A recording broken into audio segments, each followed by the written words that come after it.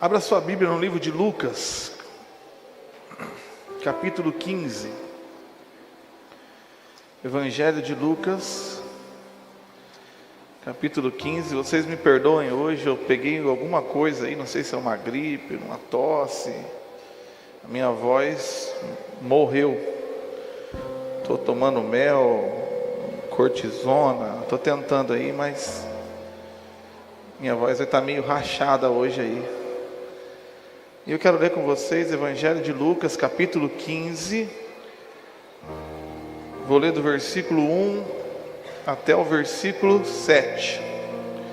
O texto diz assim: cobradores de impostos e outros pecadores vinham ouvir Jesus ensinar os fariseus e mestres da lei. O criticavam dizendo: ele se reúne com pecadores e até come com eles. Então Jesus lhe contou essas parábolas. Se um homem estiver com 100 ovelhas e uma delas se perder, o que acham que ele fará? Não deixará as outras 99 no pasto e buscará a perdida até encontrá-la? E quando a encontrar, ele a carregará alegremente nos ombros e a levará para casa. Quando chegar, reunirá os amigos e vizinhos e dirá: alegrem-se comigo, pois encontrei minha ovelha perdida. Da mesma forma, há mais alegria no céu por causa do pecador perdido que se arrepende, do que por 99 justos que não precisam de se arrepender. Palavra de Deus. Feche seus olhos. Senhor, fala conosco. Fala conosco, Pai. Eu não vou me mexer até o Senhor vir a esse lugar e falar aos nossos corações.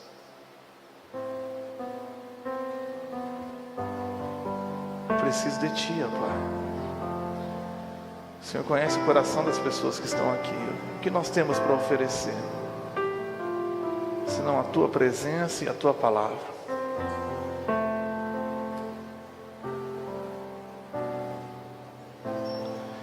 Antes de eu falar, tu cantavas sobre mim.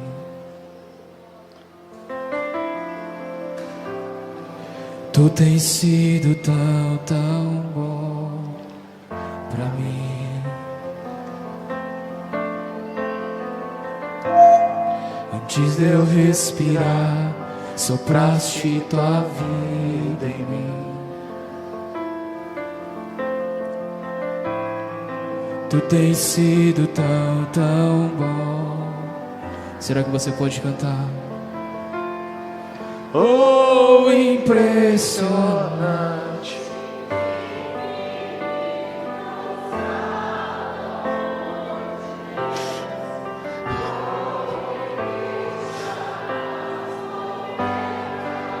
Só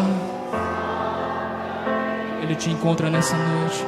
Não posso comprar, nem mesmo assim. Oh, impressionante.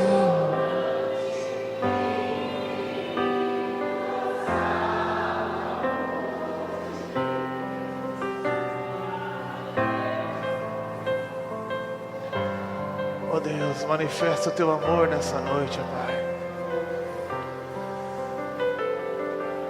Manifesta a Tua graça e a Tua misericórdia aos Teus filhos que estão aqui.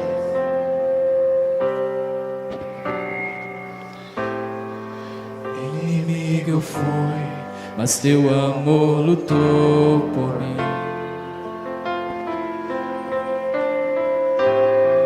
Tu tens sido tão, tão bom pra mim.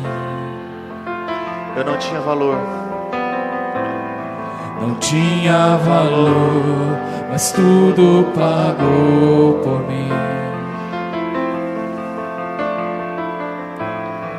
Tu tens sido tão, tão bom. Será que você pode cantar o mais alto que você puder nessa noite, por gentileza? Oh, impressionante, infinito.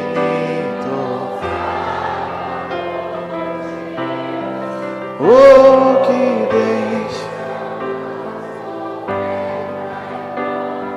Só pra me encontrar, não posso comprá-lo, nem merecê-lo, mesmo assim se é.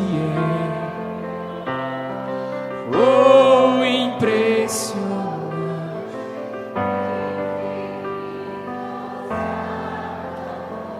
De Deus. Aqui no capítulo 15 do livro de Lucas é relatado a conhecida parábola dos perdidos. Nos últimos 100 anos, as pessoas dividindo os capítulos e os versículos, eles dividiram essa única parábola em 3. E ficou conhecido como a parábola da ovelha perdida, a parábola da dracma perdida e a parábola do filho pródigo. Mas era uma parábola só, que Jesus conta em resposta a fariseus que estavam incomodados com o fato de Jesus se relacionar com publicanos e aqueles que eles consideravam pecadores, pessoas que não tinham a condição de exercer a religiosidade no nível que a religião farisaica tinha determinado. E nós vamos vendo aqui nessas 3 partes dessa parábola dos perdidos, a ação do Filho, do Espírito Santo e do Pai. Na parábola da ovelha perdida nos apresenta um pastor que é Cristo. Na parábola da dracma perdida nos apresenta o Espírito Santo iluminando a sala para que seja encontrada aquela moeda que estava perdida. E na última parábola apresenta o bom Pai, o eterno Deus, primeira pessoa da Trindade, em busca dos seus filhos perdidos. Na primeira parábola, 1% está perdido. Haviam 100 ovelhas, uma se perdeu. Na segunda parábola, isso aumenta. 10% se perdeu. Tinha 10 moedas, uma se foi. E na última parábola, 100% está perdido. Tinha 2 filhos.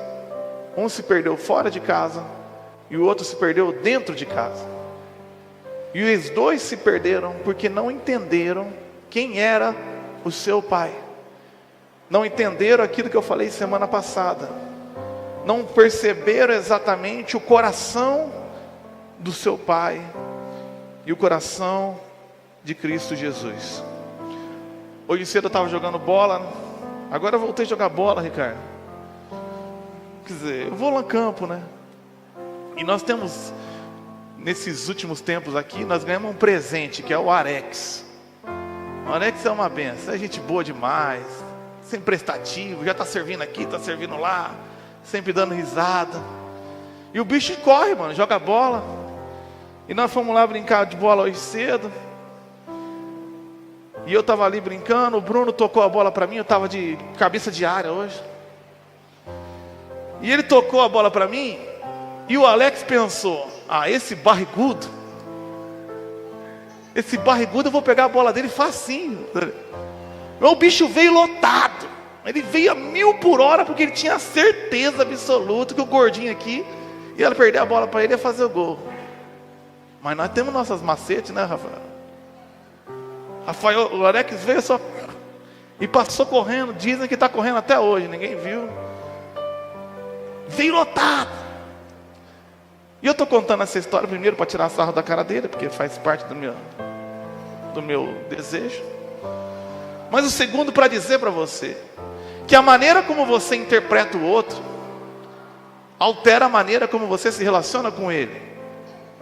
Poxa, é óbvio, ele pensou, aquele gordinho ali, eu vou chegar antes dele, vou pegar a bola e vou fazer o gol. Mas não sabia que o gordinho tinha suas manhas. E passou reto. O que eu estou tentando dizer para você é que a maneira como você enxerga Deus, a maneira como você enxerga Cristo, interfere na maneira como você se relaciona com Ele.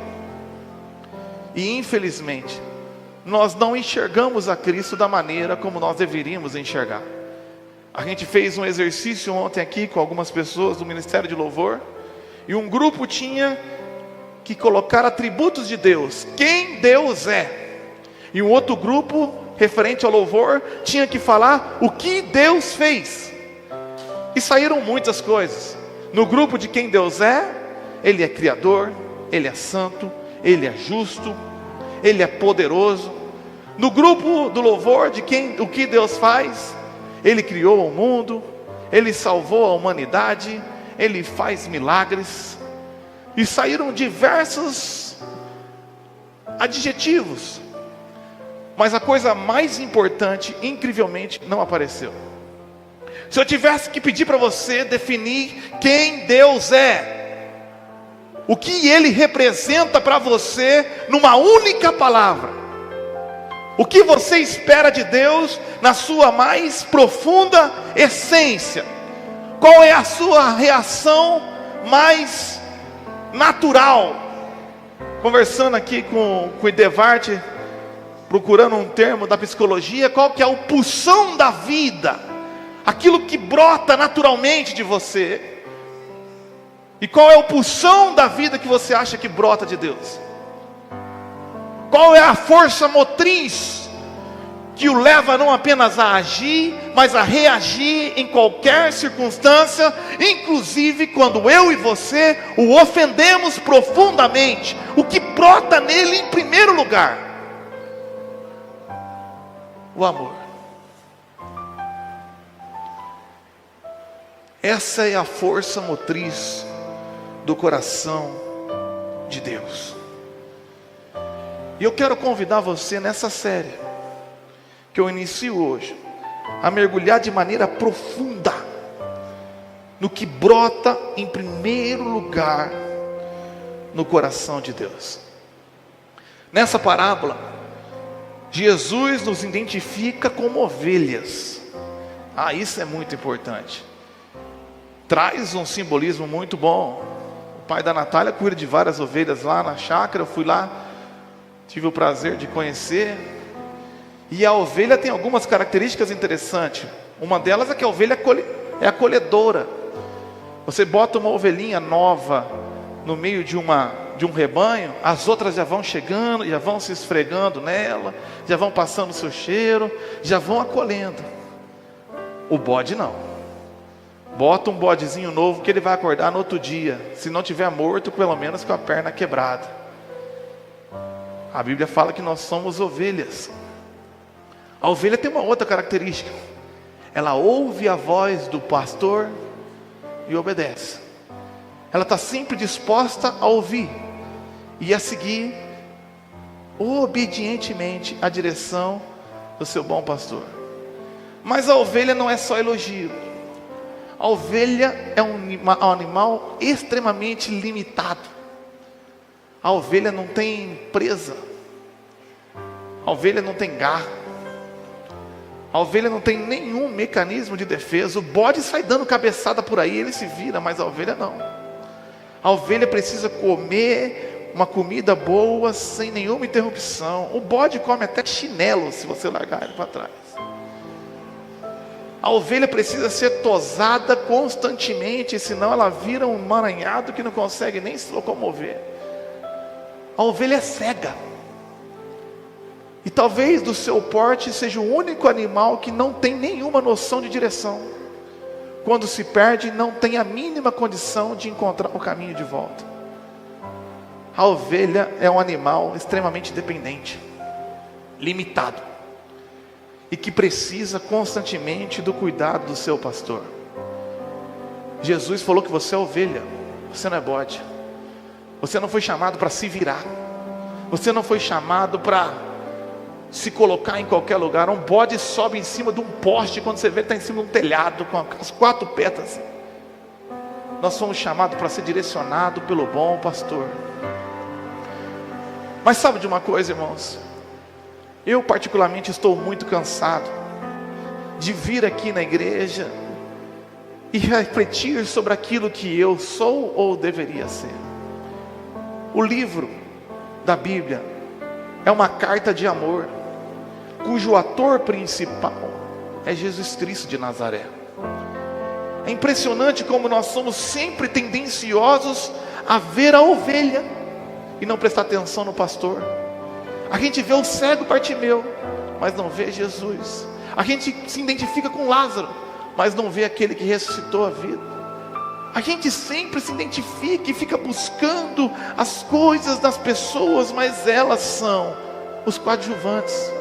Nós temos que prestar atenção no ator principal. E o ator principal é Jesus Cristo de Nazaré. E ele é apresentado como pastor. O pastor anda com um cajado que tem 3 partes. Tem o laço, tem o bastão e tem a ponta. Cada uma dessas 3 partes anunciam um dos atributos de Deus. A ponta, ela é usada para juízo, para eliminar os lobos, os devoradores, aqueles que vêm destruir as ovelhas do bom pastor. A ponta representa o juízo de Deus, que está aqui para destruir os impenitentes e aqueles que se opõem à sua palavra. Mas o cajado também possui o bastão, e o bastão serve para exortar. A ovelha está se perdendo, ele vai lá e pum, volta para o caminho. Representa o segundo atributo de Deus, o zelo pela sua santidade. Há um motivo para ele exortar. E a terceira parte, o laço, representa o seu amor, a sua bondade, a parte que resgata, usado para buscar essa ovelha que constantemente se perde e se coloca em situações totalmente deploráveis, para ser resgatada de volta para o caminho. Mas eu pergunto de novo para você, dentre dos 3 atributos falados aqui, qual é a força motriz dos 3? Existe uma doutrina ortodoxa chamada simplicidade de Deus. É difícil de entender pelo nome, mas basicamente diz que Deus é pleno e perfeito em todos os seus atributos. Então ele não é mais isso do que aquilo. Então a sua justiça é plena e perfeita o tempo todo, eternamente. A sua santidade é plena, perfeita o tempo todo, eternamente. O seu amor também. Mas um grande teólogo sistemático, chamado Bavinck, disse na sua teologia que, na verdade, o amor, mesmo Deus sendo perfeito em todos os teus atributos, o amor é o que move todos os outros atributos de Deus. É por amor que Deus exerce juízo. É por amor que Deus exerce exortação. E é por amor que Ele resgata. Deus exerce o juízo até mesmo com os impenitentes, com o amor. Por exemplo, no livro de Ezequiel, capítulo 33, verso 11, ele diz assim: não tenho prazer na morte do justo, do ímpio. Ele exerce o juízo, mas não exerce com prazer. Não é algo que alegra o coração de Deus. Ah lá, mais um bandido morreu, uhul, menos um. Isso talvez alegre o meu coração, talvez alegre o teu, mas o de Deus não. Ele exerce juízo sim, mas não com prazer, porque Deus é amor. E Ele exerce sim a exortação. Ele corrige, e corrige porque ama. Se você não é corrigido, Hebreus diz, então você é bastardo. Mas um bom pai exorta o seu filho, mas ele não exorta com prazer. Não exorta. Lamentações capítulo 3, versículo 33 diz: embora traga tristeza, através da correção, também mostra compaixão, pois não tem prazer em afligir as pessoas e nem lhes causar tristeza. Deus não tem prazer nenhum em te corrigir. Não traz para Ele satisfação nenhuma te exortar, porque Deus é movido até mesmo no zelo da sua santidade pelo amor. No livro de Oséias, Deus convoca o profeta para representar a si em relação ao seu povo. Deus querendo mostrar o seu amor ao seu povo e como o seu povo estava abandonando, chama o profeta Oséias para se casar com uma prostituta. E ele começa a trazer um ensinamento: olha, assim como Oséias escolheu uma prostituta para se casar, ou seja, alguém que não merecia, eu escolhi você. E o profeta Oséias acolhe essa mulher como sua esposa. E o inevitável acontece: a sua esposa, Gomer, começa a abandonar todo o cuidado e zelo do marido, para voltar a se prostituir com outros homens. E Deus fala: está vendo? Assim como essa mulher voltou a se prostituir e abandonou o seu marido, vocês, meu povo, me abandonaram. Eu os atraí com laços de amor, mas vocês me abandonaram. Então chega no capítulo 11 de Oséias, e Deus começa a fazer uma revelação surpreendente. Ele começa ali no versículo 7, falar que o meu povo está decidido a me abandonar. Preste atenção no que eu vou dizer. Eles me chamam de Altíssimo, mas não me honram de verdade. Como eu poderia desistir de você, Israel? Como eu poderia deixá-lo? Ele atrai uma pessoa que não vale nada, acolhe essa pessoa o abandona, e ele fala novamente: mesmo estando decidida a me abandonar, como eu posso deixar você? Então ele vem no versículo 8: o meu coração está dilacerado, mas a minha compaixão transborda. Presta atenção na relação. Vocês decidiram me abandonar, mas como eu poderia deixá-los? O meu coração está dilacerado, e no meio dessa dilaceração do coração de Deus, o que brota de dentro dele? A minha compaixão transborda. Então não enviarei minha ira furiosa, não destruirei Israel, pois sou Deus e não um simples mortal. Essa afirmação que tem assustado tantas pessoas por aí: eu sou Deus, sou o santo que vive entre vocês. O que você esperaria que ele falaria agora? Olha, eu não sou homem não, eu sou Deus, eu sou o santo de Israel. Por isso ele diz: não enviarei, não virei com a minha ira. Até mesmo a santidade de Deus é movida pelo seu amor. Parece tão diferente do que falaram para nós. O pastor está dizendo que Deus não se ira. A ira de Deus é movida pelo amor. O pastor está dizendo que Ele não me exorta. A exortação de Deus é movida pelo amor. Mas o que me encanta é o que está em Jeremias 32:41.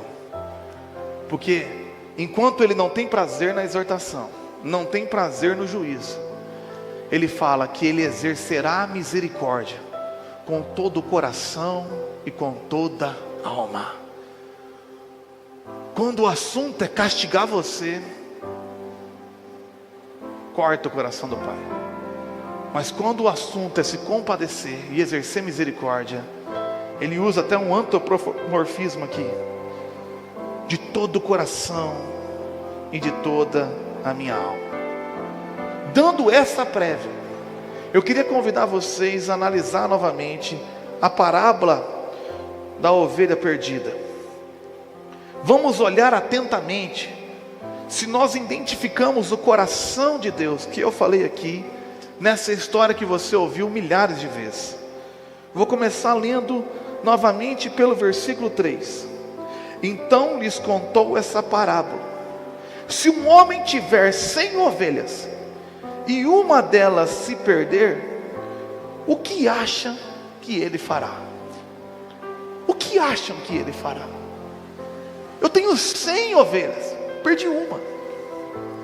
Uma ovelha cega, burra, perdida.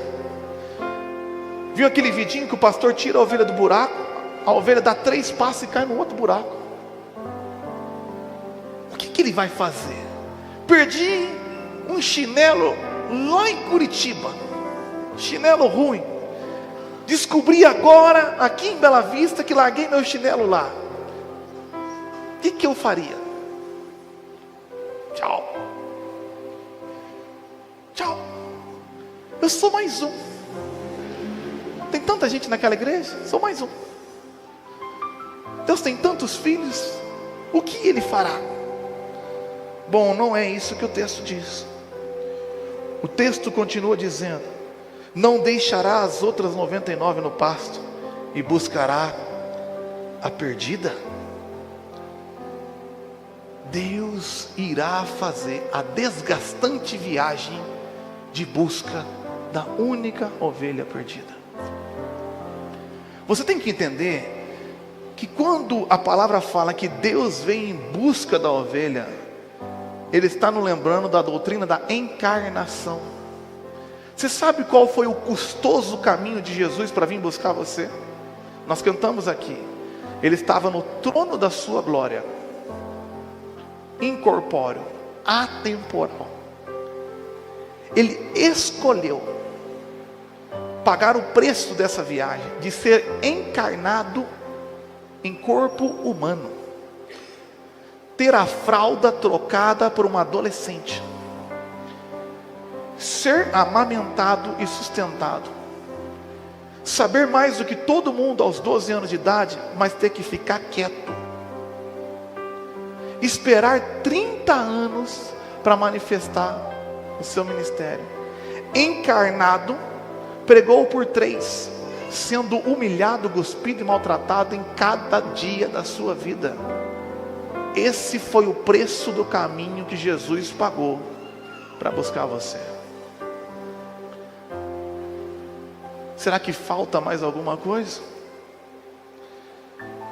O preço da sua encarnação demonstra para nós a motivação primeva de Cristo por cada uma de suas ovelhas perdidas. Mas o texto não fala que Ele veio fazer isso para dar oportunidade, para ver se a ovelha, não, Ele continua falando assim: buscará a perdida até encontrá-la. Não tem espaço, não tem circunstância que pode impedir Jesus de resgatar as suas ovelhas perdidas. Você é uma ovelha ou é um bode?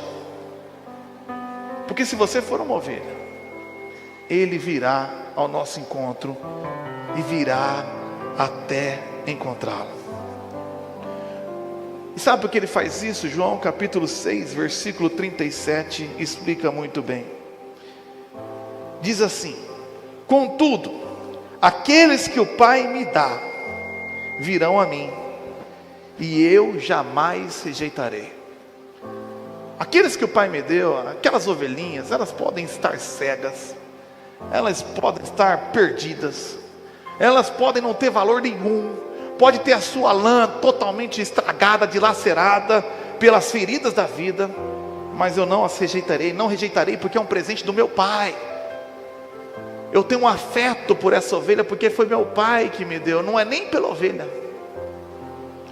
E Ele continua dizendo: pois eu desci do céu, a encarnação, a busca pela ovelha perdida, para fazer a vontade daquele que me enviou, e não minha própria vontade. E você sabe qual é a vontade daquele que me enviou? Olha como Cristo é a imagem do Deus invisível. Olha qual é a vontade do Pai, que você tem visto de maneira tão distante, tão pesada. Qual é a vontade do Pai? Que eu não perca uma sequer de todas que Ele me deu. Ele quer que eu não perca nenhuma.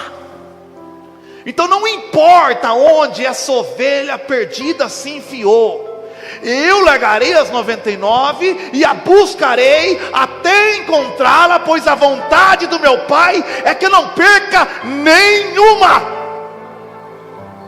E assim eu farei. Mas e quando encontrar? Eu digo que você conhece mais a pessoa pela reação do que pela ação. E quando encontrar?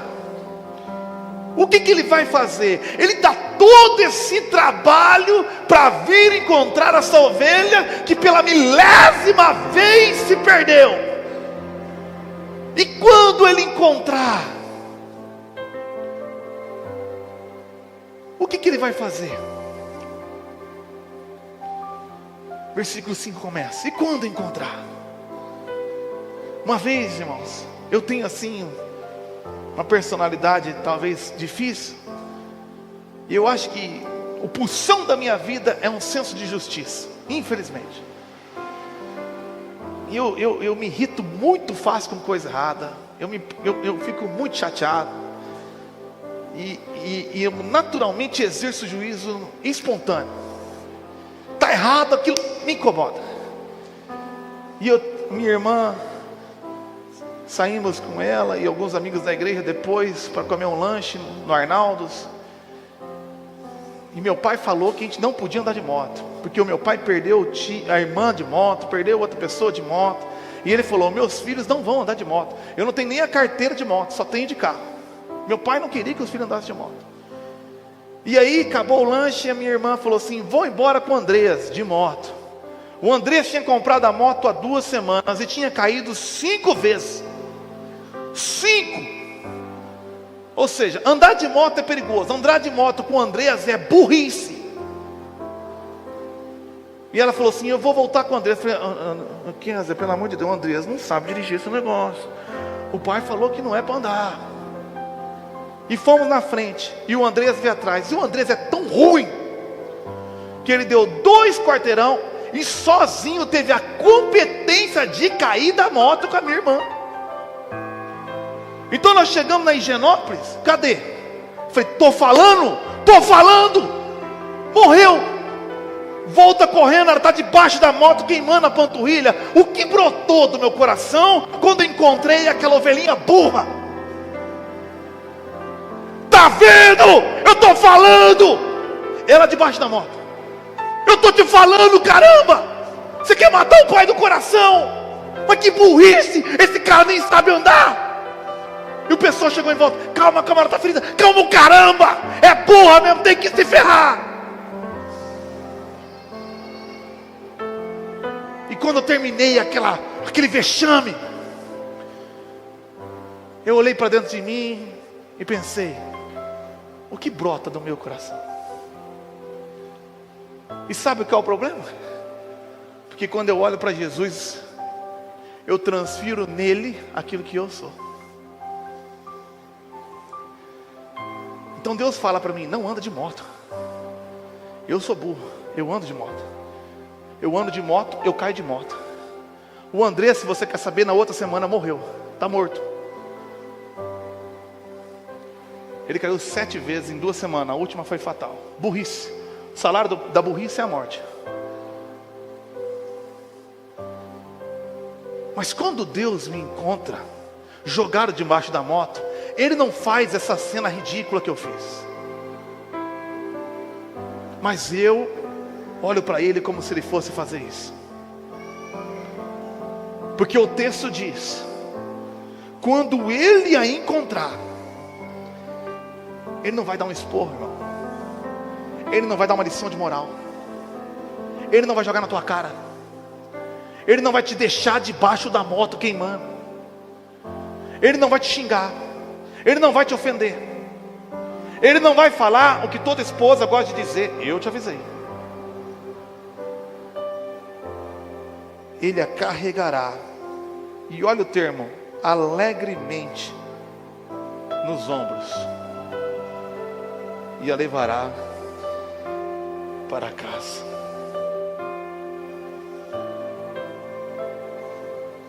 Jesus abriu seu coração uma vez. Mateus capítulo 11, falei há 2 semanas atrás. Uma única vez Jesus abriu seu coração. E você tem que lembrar o que Jesus falou sobre ele, não o que os pastores falaram sobre ele.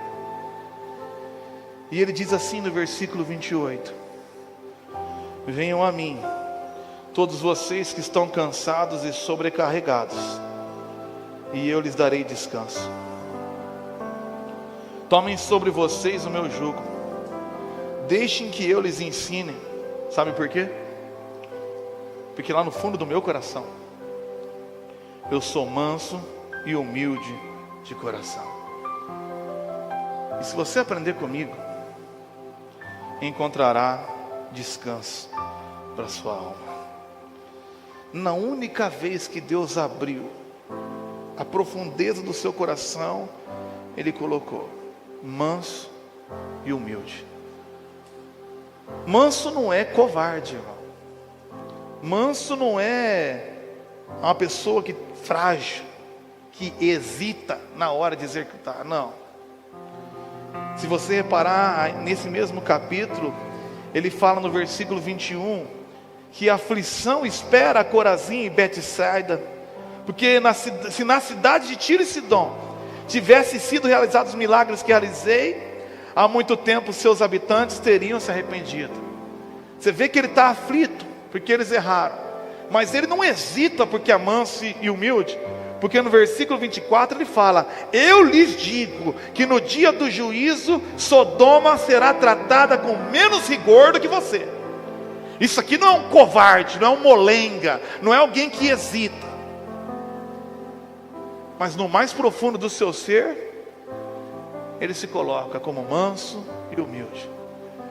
Manso, então, não é um covarde que não tem coragem de enfrentar os outros.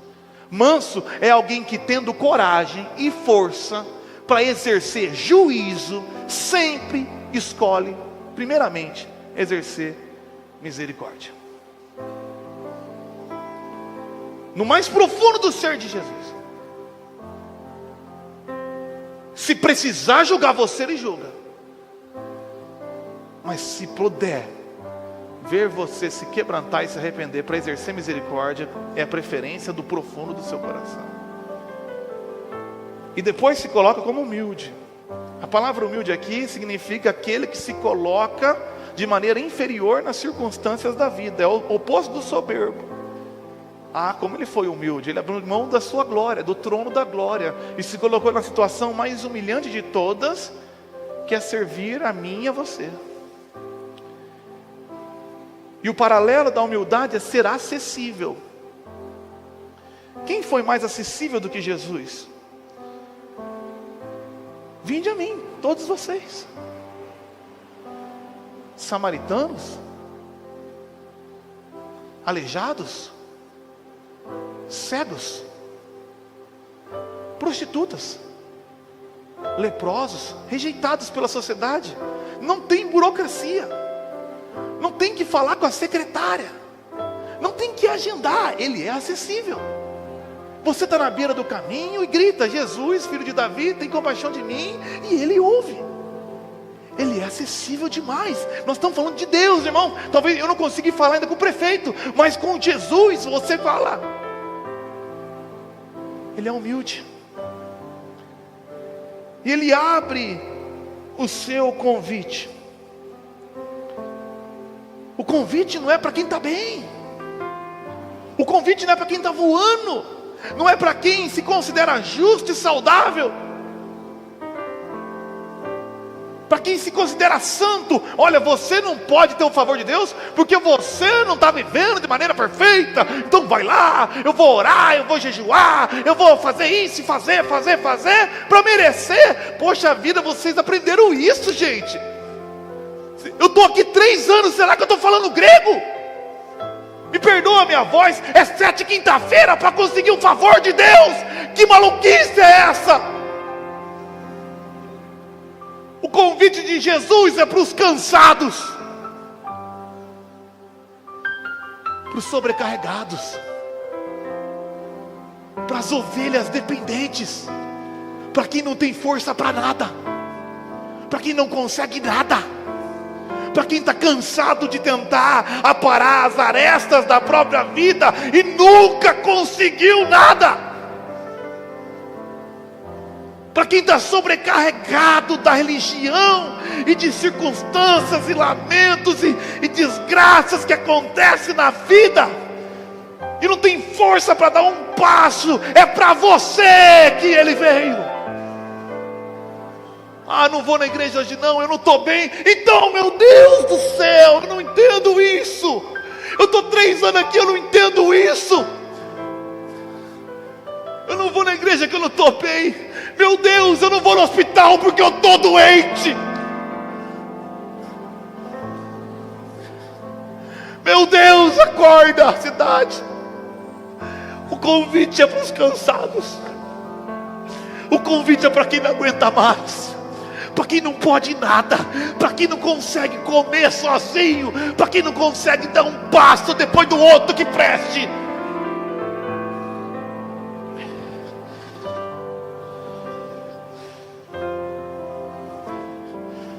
O resto é desperdício. Eu parafraseei Danny Ortland, e ele diz assim: o convite é destinado para os decepcionados, para os frustrados, para os cansados, para os desiludidos. O convite é para quem se sente vazio, é para quem a vida cristã é subir numa escada rolante no sentido contrário. Você dá um passo e vai estar no mesmo lugar. É para quem se vê pensando: como eu pude estragar tudo de novo? É para tratar aquela crescente suspeita de que Deus já deve estar perdendo a paciência com você. Eu acho que Deus já desistiu de mim. Não, Ele vai até encontrá-la. É para quem sabe que Deus ama, mas suspeita que Ele esteja terrivelmente decepcionado. Sente que talvez Deus já está guardando até um ressentimento teu, de tanto que você dá mancada. O convite é para quem encontra as outras pessoas sobre o amor de Deus, mas ainda se pergunta se Cristo não guarda um leve ressentimento contra si. O convite é para quem se pergunta se já naufragou a própria vida e agora não tem mais volta. O convite é para quem está convencido de que diminuiu permanentemente a sua utilidade para o Senhor. É para quem já perdeu o chão com dores inimagináveis e se pergunta como se pode viver em tantas trevas sem se paralisar. É para quem olha para a vida e a única forma de interpretar os fatos é concluir que Deus é no mínimo econômico. Em outras palavras, esse convite é para cristãos normais. O convite não é para quem ora 8 horas por dia, porque todos os caras que disseram que orava 6 horas por dia desviaram, irmão. Todos que andaram na própria força caíram. O convite é para quem peca, é para quem sofre, é para quem deseja profundamente descobrir quem é e deseja ser transformado de verdade, de dentro para fora, e encontrar descanso para suas almas. Em resumo, é para as ovelhas perdidas, que arrependidas desejam ardentemente serem acolhidas e resgatadas com amor pelo bom pastor. Então o que Ele faz? Quando Ele me encontra na lama do pecado de novo, ou na tristeza do sofrimento, sobrecarregado de medo e desesperança, o que Ele faz? Ou você de novo, desistiu, tenha fé! N.T. Wright falou que Ele não vem como um policial correndo atrás de um bandido. Jesus não vem como um professor raivoso que não suporta mais a tua burrice de não entender que 2 mais 2 é 4. Ele vem com amor, compaixão, misericórdia, do profundo do seu ser, te tomar nos braços com alegria. João 10:11 fala: o bom pastor sacrifica a sua vida pelas ovelhas. Você sabe o que significa tomar nos braços? O pastor pegava a ovelha e botava no ombro. Você sabe quando Jesus tomou você nos braços? na cruz. Ali ele não foi para o inferno, ele viveu o inferno de pela primeira vez ser afastado do Pai pelo teu pecado. Ele tomou nos braços o pecado de todas as ovelhas. É isso que significa tomar nos braços. Ele recebeu a ira de Deus sobre ele, porque era para vir sobre você. Ele tomou nos braços. O bom pastor deu a vida pelas ovelhas. Ele não estava brincando. Se ele não poupou o próprio filho, ele tomou você nos braços da cruz, para que você não fosse para o inferno, para que você não padecesse. Não é fácil botar nos ombros, não é só falar não, meu filho. Ele tomou sobre si as nossas dores. O castigo que nos traz a paz estava sobre ele. E sabe como somos curados? Pelas suas pisaduras.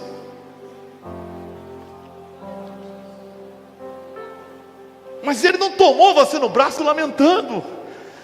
Tomou nos braços alegremente. Olha o amor que ele tem por você. Ele pagou um preço terrível. Hebreus 12:2 diz: mantenhamos o olhar firme em Jesus, porque não dá para olhar para você. O líder e aperfeiçoador de nossa fé, por causa da alegria que esperava. Olha, por causa da alegria que esperava, ele suportou a cruz, sem se importar com a vergonha. Tomou sobre si, já é bonito, mas tomou sobre si com alegria. Ele suportou a cruz. Meu Deus, achei! Isaías 40:11 diz: como pastor, essa tem que botar aí. Como pastor, ele alimentará seu rebanho, levará os cordeirinhos nos braços e os carregará junto ao coração, conduzirá ternamente as ovelhas com a sua cria. Você está entendendo quem que é Jesus? Com alegria toma nos braços, junto ao coração. Então quando Jesus estiver na lama, quando você se enfiar na lama, quando você se vê em frustração, em decepção, em pecado, em dor, o que o diabo quer que você pense é: tenha dignidade. Você diz que é crente, está aí de novo, toma vergonha na tua cara, vai orar não, se enfia de vez, você é um lixo. Não ouça o diabo.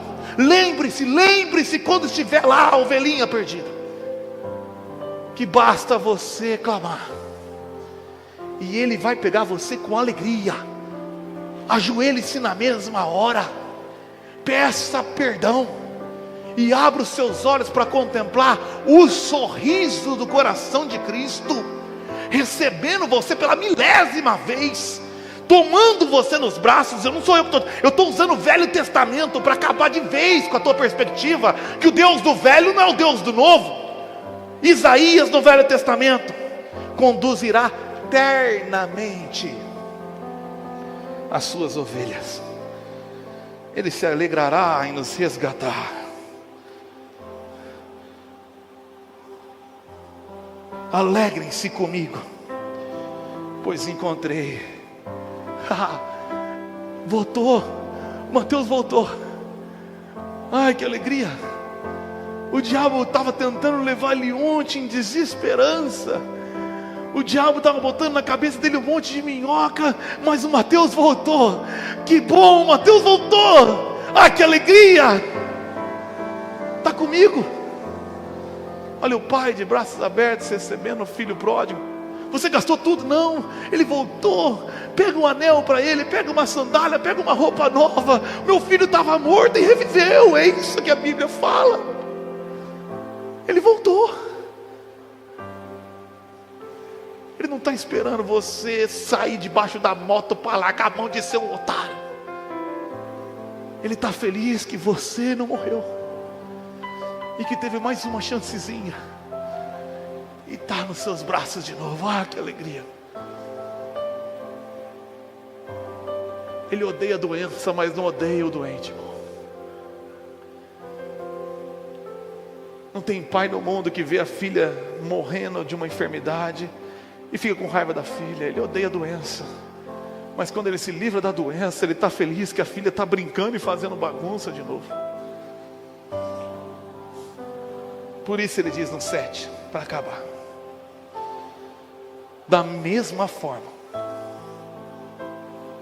grifa isso, da mesma forma, há muito mais alegria no céu por causa do pecador perdido que se arrepende, do que por 99 justos que dizem não precisar de arrependimento.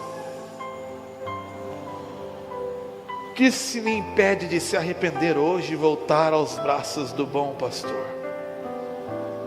Orgulho? Senso de decência? Só tem uma condição: arrependa-se. Arrependimento é o oposto, é o outro lado da moeda da fé. Enquanto a fé é confiar em Deus, arrependimento é desconfiar de si mesmo. Enquanto a fé é esperar em Deus, o arrependimento é não esperar mais nada de si.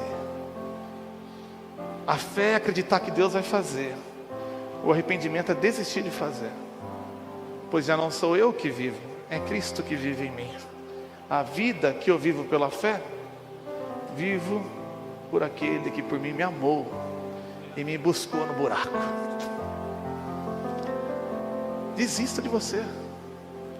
O pastor está falando para me mergulhar no pecado? Não, eu estou falando que você se esforçando só se enfia mais no pecado. Você está na lama, você está numa areia movediça. Quanto mais se bate, mais cai. Desiste, erga a mão e clame a Ele, e olhe para Ele, e você vai ver o rosto dele se alegrando nessa noite com você. Porque tem muito mais alegria no céu por um pecador que se arrepende hoje, do que por 99 que estão trancados dentro das igrejas, achando que estão por conta própria e não precisam de ninguém. O chamado é para você que estava frustrado e decepcionado. Estava decepcionado porque estava olhando para a pessoa errada. Estava decepcionado porque queria ser como Davi, queria ser como qualquer um, mas olhe para Ele, irmão. Salmos 34:5 diz assim: os que olham para ti ficarão radiantes, no rosto deles não haverá sombra de decepção. Coloque-se de pé.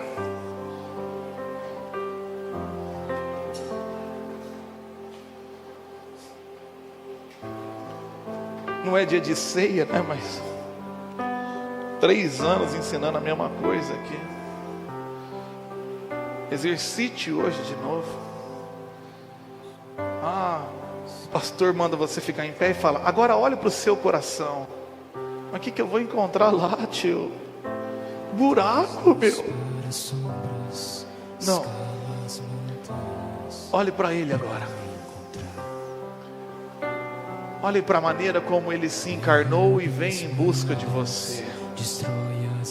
Olha a maneira perseverante que Ele veio até te encontrar. Olha a maneira terna e amorosa que Ele tomou as suas dores sobre os seus ombros. Morreu por você. Viveu o inferno e ressuscitou. Então olhe para Ele nessa noite e diga para Ele: eis-me aqui, Senhor. Eu não saio desse buraco sozinho, eu não volto para o caminho sozinho, eu não enxergo a caminho, mas eu te amo, Deus. Um amor falho e miserável, mas eu te amo. Pedro falhou, Judas confiou em si e se matou. Pedro falhou da mesma forma, fugiu.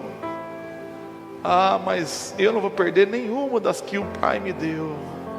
Ele foi lá na pescaria, do mesmo lugar que ele tirou Pedro 2 vezes.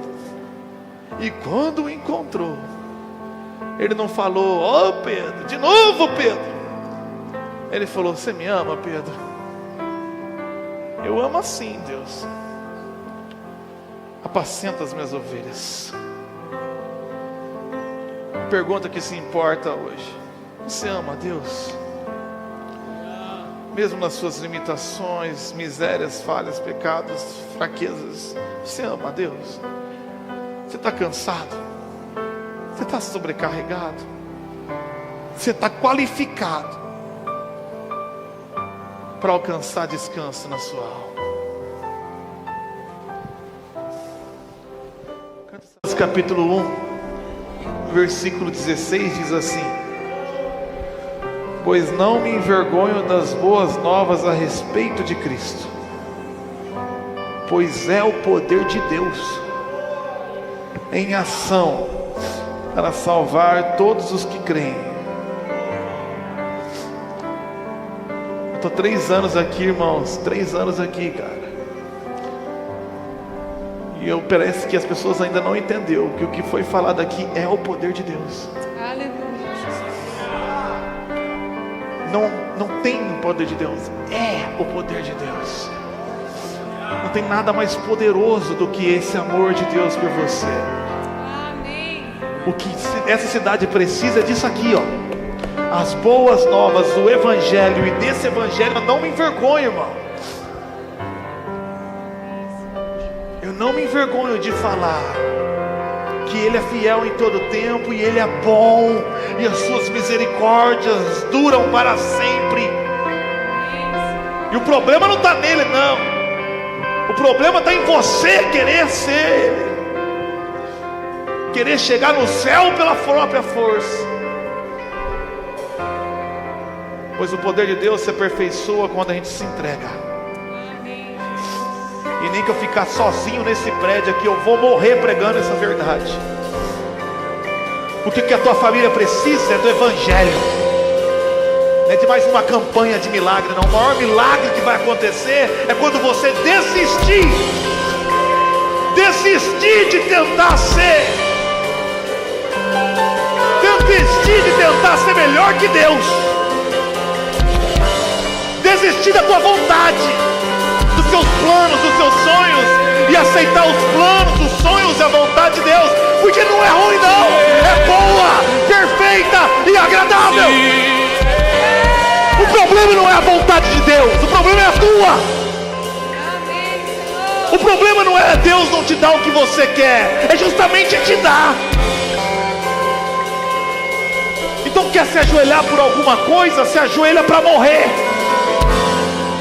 Porque no Evangelho só tem vida quem morre, só vence quem desiste. O maior é quem se faz como menor, alcança quem se entrega. Isso aqui não é o mundo não, isso aqui é o reino de Cristo. E no reino de Cristo só tem um ator principal, e o seu nome é Jesus Cristo de Nazaré. Ele é santo, Ele é justo, mas Ele é bom. E o que move a sua justiça é o seu amor. O que move o seu zelo é o seu amor. O que move a sua vontade é o seu amor. Então aceite o amor dEle, se entregue ao amor dEle e desista de você. Desista dessas ideias que colocaram na sua cabeça, e aceite o Evangelho, que é o poder de Deus. Esse é o poder de Deus. Se você quer mais do que isso, você não entendeu nada. Se você quer algo diferente disso, você não quer nada.